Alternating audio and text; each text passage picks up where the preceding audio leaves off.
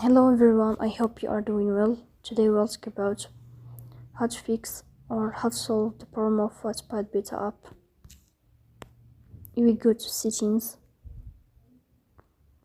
Here we go to apps, default apps, app settings. On above you will search about Wattpad beta app as you see and you will click. Here in this page of app info, you will go to first stop and you will click OK. Here you will enter to the window of storage. Then we click on clear cache. Then we go to Play Store.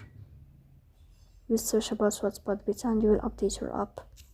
So that's all. Don't forget to support us by like and subscribe. See you next time and thank you for your watching and your attention.